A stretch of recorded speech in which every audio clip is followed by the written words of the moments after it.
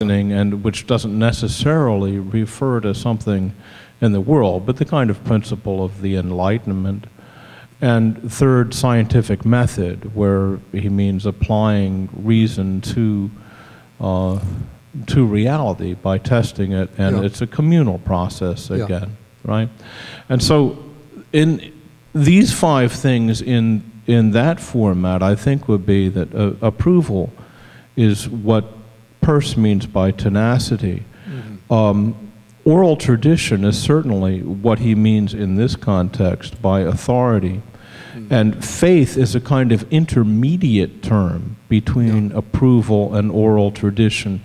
It's what makes one willing to agree to oral tradition, you know, the personal approval one gives to oral tradition. So it's a transitional term for in Peirce's way of thinking about this. The reason cogitation clearly refers to what he means by reason, right? And the reflective acceptance of a view is something which is kind of between reason, apparently, and what he means by scientific method. It's not the full scientific method because it's not a matter of clear experimentation and discussion of reproducible results and all of that, but it's sort of on that way, and that it's not just thinking about a single proposition, but apparently a number of different ways of viewing one thing, right? Of viewing a particular question, and so it's a kind of, you know, precursor of scientific method, I think. But I think that's how the things would line up in the two ways so it seems to me that of thinking. Akara, Parivitaka, the fourth one here, is not purely a priori reasoning, but Akara seems to mean things that appear, so it seems to be based on bits and pieces of evidence, but then one reflects on those things that one observes and then reaches conclusions, which may or may not be valid. Right. Okay, but I want to move on now. So. Okay.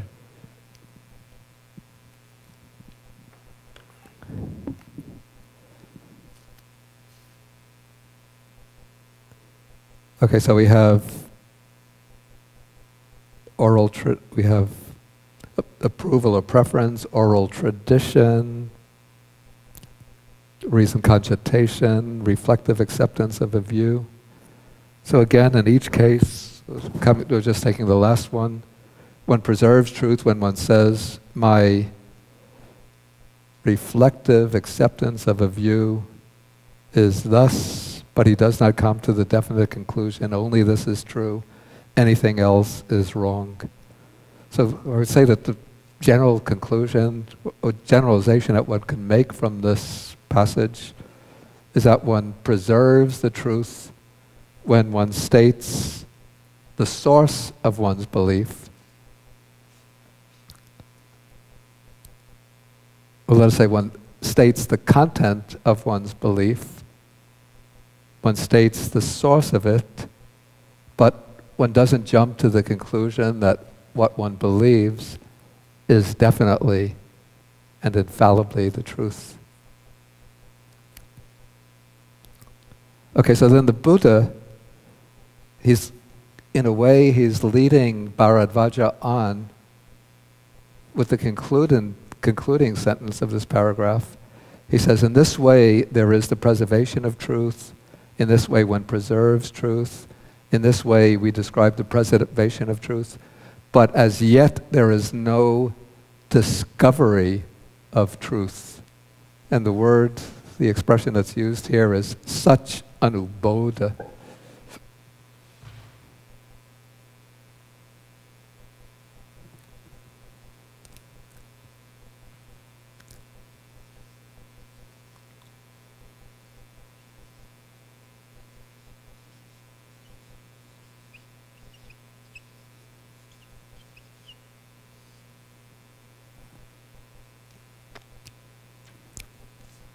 So satya is the truth, And then Anubodha it's based on the stem is Bodha, which means understanding, awakening, realization. But here, discovery.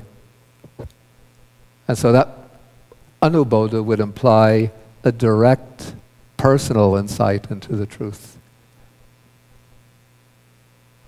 And so when the Buddha says this, then it, in a sense, it elicits from Bharadvaja the question, how, Master Gotama, is there the discovery of truth? In what way does one discover truth? I'm asking about the discovery of truth. And so now the Buddha is going to describe the whole process or approach to realization that takes place in his own teaching. Okay, so he says, here, Bharadvaja, a bhikkhu may be living in dependence on some village or town.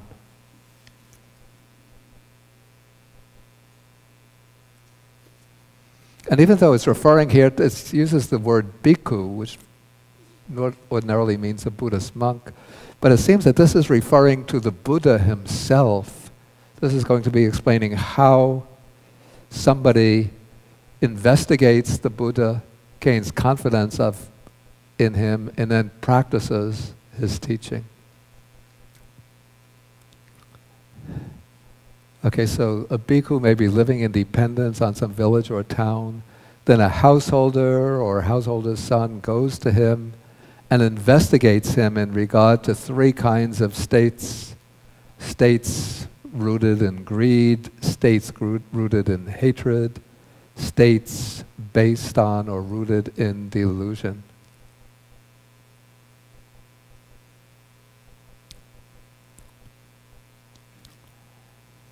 And so he does so with the question in mind, in this Venerable One, this teacher, are there any states based on greed, based on hatred, based on delusion, such that not knowing, he might say, I know? Well, let's just stick with greed, okay? Are there any states based on greed, such that with his mind obsessed by those states, while not knowing, he might say, I know? Or while not seeing, he might say, I see? Or he might urge others to act in a way that would lead to their harm and suffering for a long time. And then as he investigates, he comes to know that there are no states based on greed in this Venerable One. The bodily behavior and verbal behavior of this Venerable One are not those of one influenced or motivated by greed. So usually, in order to detect states of greed, one has to base oneself on a person's bodily behavior or speech. Normally, one wouldn't expect a normal person to have the ability to directly see into the minds of others. So the criterion that one has to work with is observation of a person's behavior, their bodily actions, their verbal actions. So if the teacher says, give to me, give me a lot of donations, then you could see that it's manifesting greed. Or if, when a lot of food is put out for him, of course some people have different physical needs, but if you see that he's constantly eating more than a normal person's capacity, and going especially for delectable foods, well then you could see that there's some greed for taste present. And so this is setting very high standards, so you shouldn't think that I'm going to examine every Buddhist monk or Buddhist nun in this way. Then if you see that there are little traces of greed or anger, therefore you come to the conclusion that this person is a hypocrite, or that the Buddha's teaching must be wrong. But you could just see that ordinary monks and nuns still have human faults, and so one could just accept their faults, but judge on the basis of their intention, the direction in which they're steering themselves. But here, it seems one is actually seeking out a spiritual teacher. And my supposition is that this text was originally formulated with reference to the Buddha himself. You know, somebody examining the Buddha with the question whether he's worthy of trust.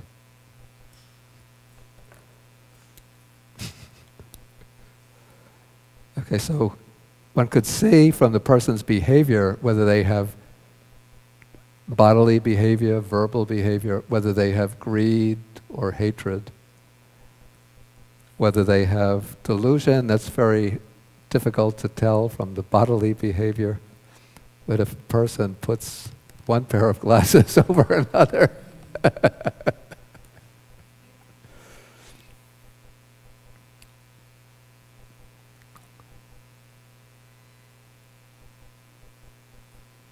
okay, so the bodily behavior, verbal behavior are the basis for making judgments about greed.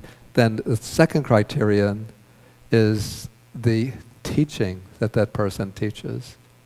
And so one hears the teaching, and then the one who's examining comes to the conclusion that the Dhamma that this Venerable One is teaching is profound, hard to see, hard to understand, peaceful and sublime, unattainable by mere reasoning, subtle to be experienced by the wise. So this kind of Dhamma is not easily taught by one affected by greed.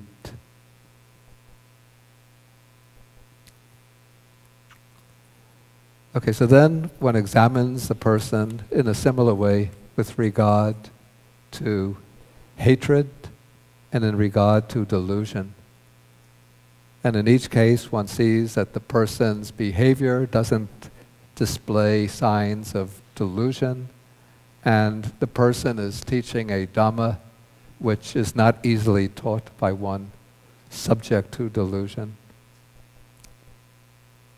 Okay, so now we come to paragraph 20. So now it says, when the householder has investigated him and seen that he is purified from states based on delusion, then he places faith in him. But one has to say also that there's something a little bit circular here, that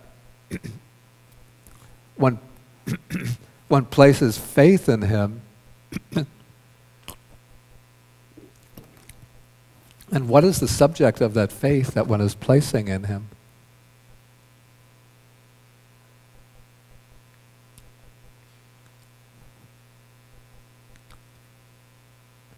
Well, it's the faith that this one is free from greed, hatred, and delusion.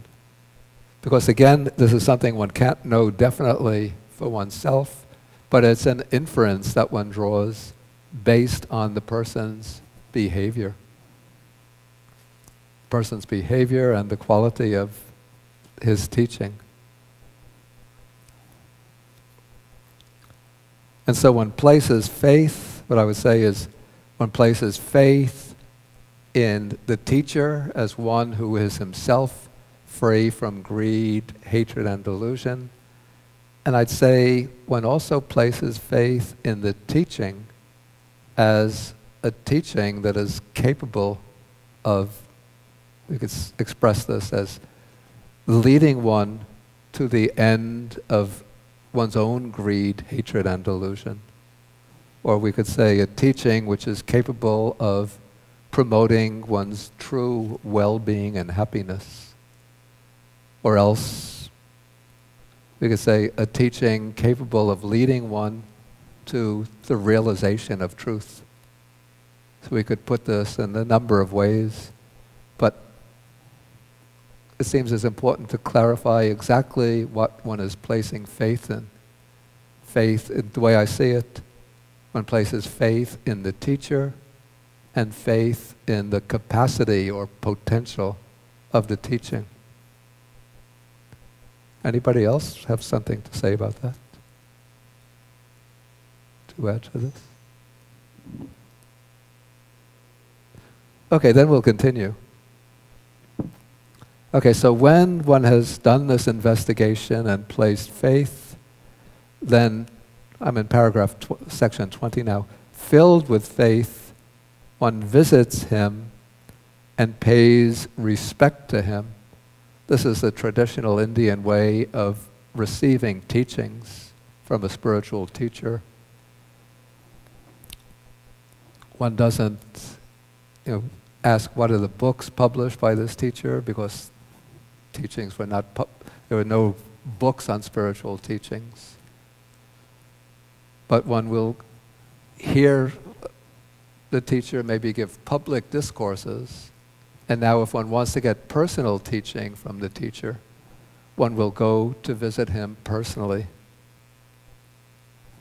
And one goes, when one visits the teacher, one pays respect to him with a humble mind, because it's said in Indian tradition that the humble mind is like an empty cup which can receive water or tea, whereas a mind which is proud, somebody full of their own ideas, arrogant, conceited, they come to see a teacher, and usually they're coming just to argue, to debate. And so they're coming with a mind which is already filled with water. Like a cup filled with water, if you pour water into it, the water will just overflow. So you pay respect, then pay respect, one gives ear, which means one might pose some questions, or just ask for some advice, some instruction. Then when the teacher speaks, one gives ear, and by giving ear, it says he hears the Dhamma. Having heard the Dhamma, maybe he memorizes it, is a little strong, better, he retains it in mind. It doesn't mean that you are immediately memorizing the way you would memorize a poem, but you have to retain or preserve the teaching in mind so that you'll be able to sort of take it home with you in order to investigate it. So when he has retained the teachings in mind, then when he leaves the teacher and goes back into his own residence, he examines the meaning of the teaching. So he'll reflect on the teaching, examine it from different points of view, consider whether this is cogent, that is cogent, whether it's coherent, whether the teachings hold together, whether they're valid or applicable in terms of one's own life. And so then, as one is examining the meaning, then at a certain point, one gains what is called here a reflective acceptance of those teachings. This is Dhamma Nijjhana Kanti.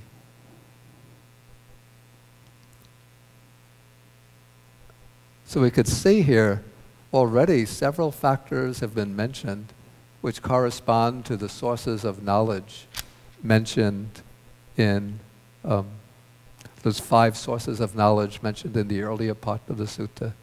We see that when the disciple is approaching the teacher, he places faith in him. So we have faith as, say, a source of knowledge. Even though it's not stated explicitly, but we could assume that the disciple has developed a certain ruchi, a liking towards the teacher. In this case, maybe anusava isn't so relevant, since we're not accepting a teaching that's come down from generation to generation, like the Brahmins. But there is a listening. Actually, we can say that listening is involved here, giving ear. seems to correspond to anusava, to hearing what is being transmitted. Then one examines the meaning of the teaching. That seems to correspond to akara parivitako, reasoned reflection. And then now one gains an acceptance of the teaching based upon one's reflection. So that corresponds to the reflective acceptance of a view. So basically we could say all of those 5 sources of information or grounds for belief are also present in the process of gaining insight according to the Buddha's system. Okay, but now having gained a reflective acceptance of those teachings, one doesn't just remain content with that acceptance, but now zeal springs up. Or actually, I prefer the word chanda. Well, the Pali word is chanda. I prefer to translate this desire. This would be a desire to attain the goal, or a desire to experience the truth of the teachings. Okay, so when zeal springs up, then one applies the will, or one makes an effort, one exerts oneself. Then, exerting oneself, one scrutinizes. And there's a question, what is the difference between scrutinizing and examining the meaning? According to the commentary says, he investigates things in terms of impermanence and so forth. So in terms of the 3 marks of impermanence, suffering and non-self, or in terms of dependent origination. And then I ventured the opinion here that says that this stage seems to be that of insight contemplation. So it seems that in the stage of examining the meaning, one is tackling the teaching intellectually with using one's powers of reasoning to examine the teaching. But at the stage of scrutinization, one is not so much scrutinizing the teachings themselves, but rather scrutinizing one's own experience, using the teachings, the Dhamma, as a guideline to investigation. Okay, so then it says, having scrutinized, he strives.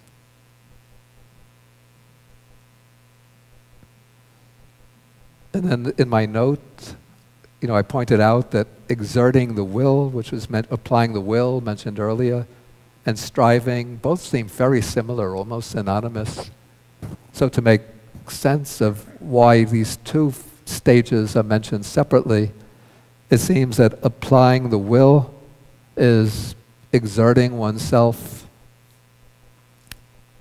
maybe an earlier stage of exerting oneself. I say that it can be understood as the exertion prior to insight contemplation, whereas striving would be the exertion that matures or develops insight.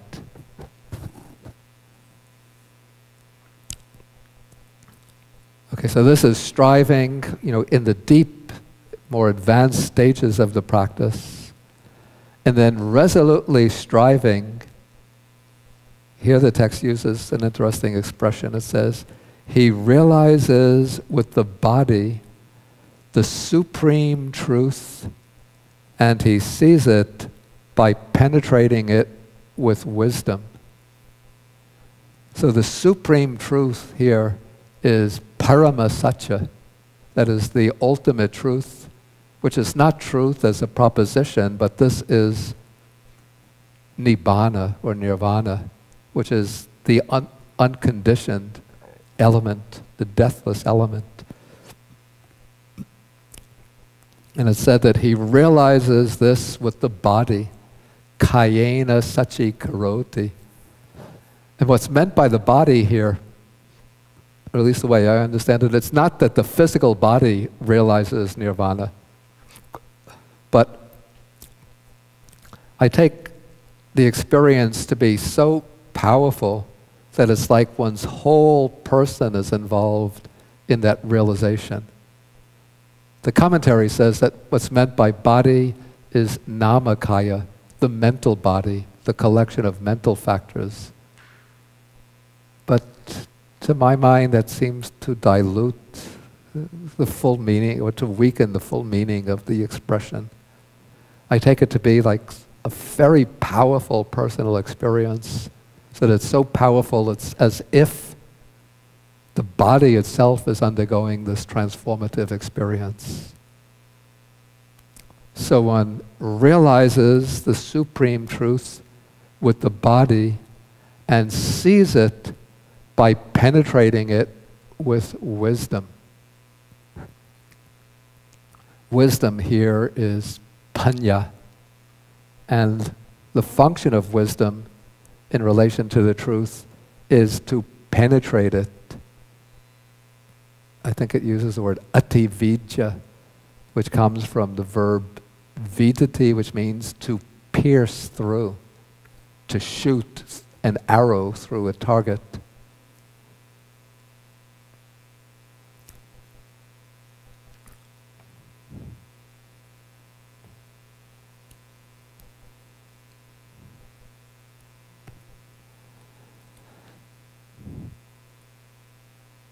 And so then the Buddha says, in this way, Bharadvaja, there is the discovery of truth. In this way, one discovers truth. In this way, we describe the discovery of truth. But as yet, there is no final arrival at truth. And the word that means final arrival at truth, or maybe better, full attainment of truth,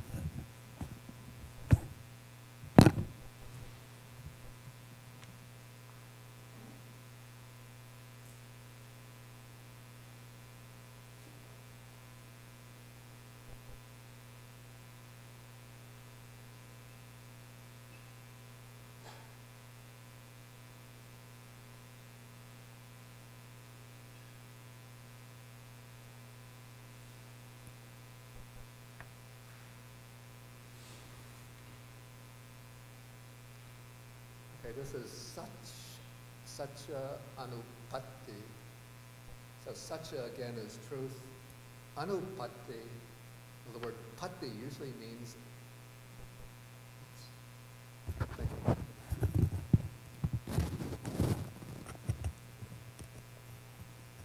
Okay, so in such anupatti, okay. Yes. Satya is truth, then anupatti, well, it's based on the stem is the word patti, which means attainment. In Sanskrit, prapti. Anybody know Sanskrit here? The word prapti is quite common in Sanskrit philosophical literature. It becomes in Pali patti, anupatti, similar in meaning. So it's the attainment of truth. And it's not quite clear, the sutta doesn't explicitly distinguish what is the difference between discovery or penetration of or understanding of truth and the full attainment of truth or full arrival at truth. Somehow one believes that there must have been some fuller explanation at the time of the discourse of the distinction between these ideas, and it was just sort of left tacitly understood for us to figure out. The way I would understand it is by reference to, of the 4 stages of awakening, 4 stages of enlightenment. So we have the first stage is the stage of stream entry, or sotapatti.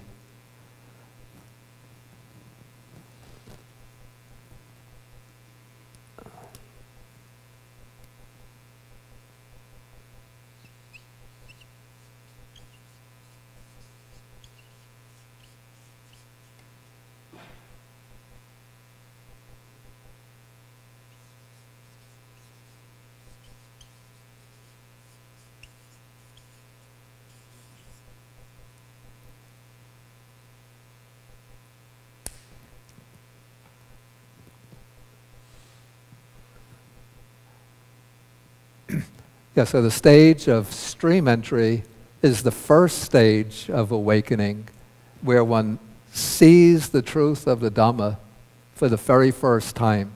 One sees the Four Noble Truths completely. One directly sees the third Noble Truth, Nibbana, as the cessation of suffering. And with that, one fully understands the first Noble Truth of suffering. One begins the process of eradicating the defilements. And with the attainment of stream entry, the Noble Eightfold Path comes into being so that one can never fall away from it.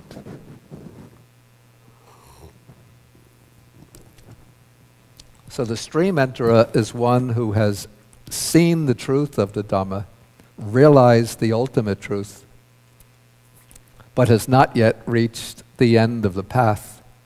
The stream enterer still has to continue cultivating the factors of the path. As he cultivates, he'll reach the second stage called once returning. At the stage of stream enterer, one can never fall away, but one is subject to at most 7 more rebirths, either in the human world or in the heavenly realms. So to reach the end, to reach the final goal, one still has to cultivate further. So the stream enterer will continue to cultivate. As he cultivates, he reaches the stage of once returning, where he's bound to return only one more time to the human or heavenly realms. Then the stage of non-returning, the third stage, where he doesn't return to the human realm or to the lower heavenly realms, but he'll take rebirth in one of the super divine realms and reach final liberation there. But if he goes further, then he reaches arhatship, which means the eradication of all the defilements, the complete understanding of the truth and eradication of all the defilements. So I would understand the distinction between the discovery of truth and the full arrival at truth to be the distinction between stream entry and arhatship. Okay, so the sutta goes on. The young Brahmin asks,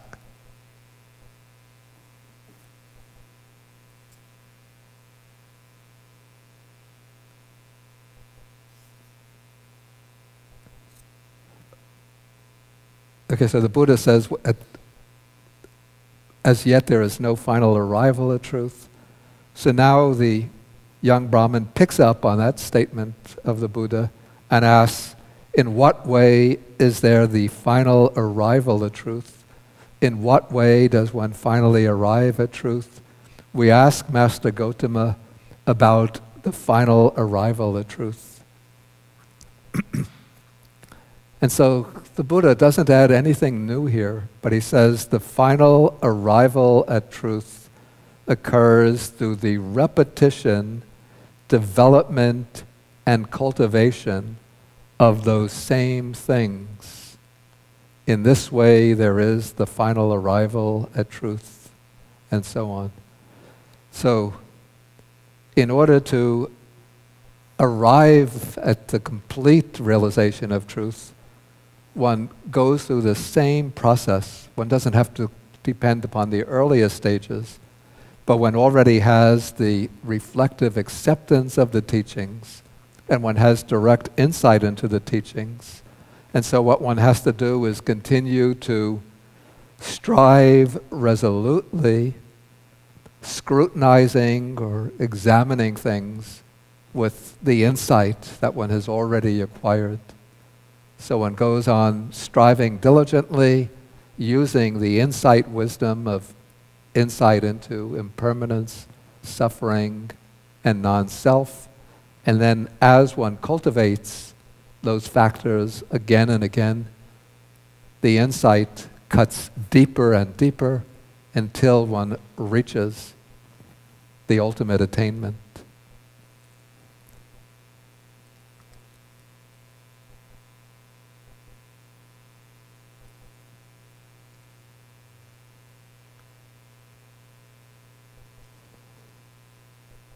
Okay, so now when the Buddha makes that statement, then the Brahmin student asks the Buddha, what is most helpful for final arrival of truth? I'm asking about what is most hopeful for final arrival of truth.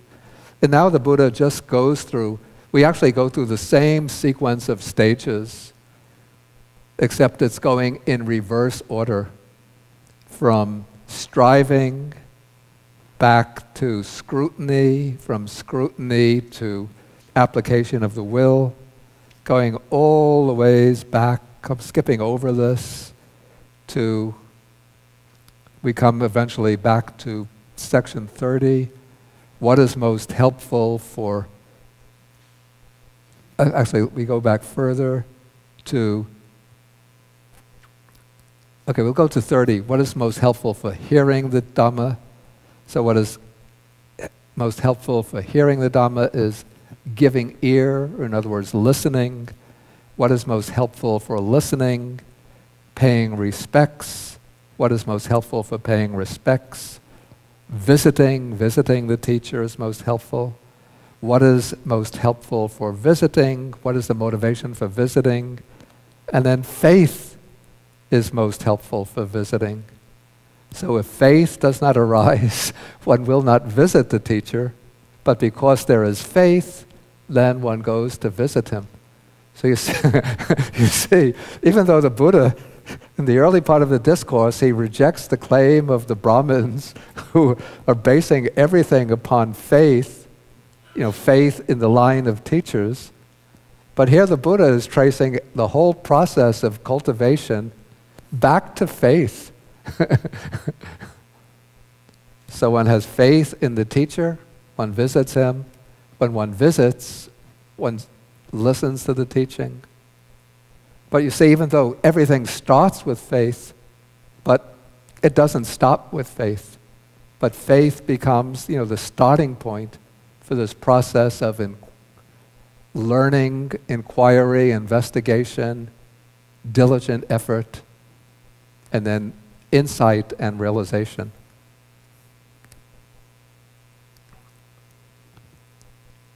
Okay, now paragraph 34, interesting paragraph. So the Brahmin student now says, we asked Master Gotama about the preservation of truth, and Master Gotama answered, and I accept his teaching and I'm satisfied. Then we asked Master Gotama about the discovery of truth, and the Master Gotama answered, and I'm satisfied. Then we asked Master Gotama about the final arrival of truth. He answered, and I'm satisfied with his answer. We asked about the things most helpful for final arrival of truth, and Master Gotama answered, and I'm satisfied with his answer. And now he admits, he says, formerly, Master Gotama, we used to think, who are these bald-pated recluses, these swarthy, menial offspring of the kinsman's feet, that they would understand the Dharma? So, in making that statement, he's expressing a view of the samanas widely held by the Brahmins. I think last week I spoke about how there was this, almost at times, a kind of rivalry or an antagonism between the Brahmin community and the culture of the Shramanas, the world renouncers, the ascetics. And so the Brahmins spurned, even despised the Shramanas, because the Shramanas rejected the authority of the Vedas. They observed celibacy, which the Brahmins didn't, and they didn't acknowledge the class system which the Brahmins were trying to impose. And so here, young Bharadvaja is showing the kind of attitude that the Brahmins had. They would think about the Shramanas as baldy heads, as just being offspring of the kinsman's feet. Now the word kinsman, the word that's translated kinsman here is bandhu, and that is referring to Brahma, who is considered the all-powerful creator gods. And according to the Brahmins of this period, when Brahma created the world, he created the 4 social classes from different parts of his body.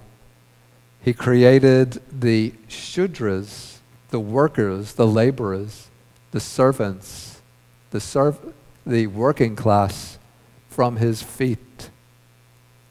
He created the Vaishyas. The Vaishyas were the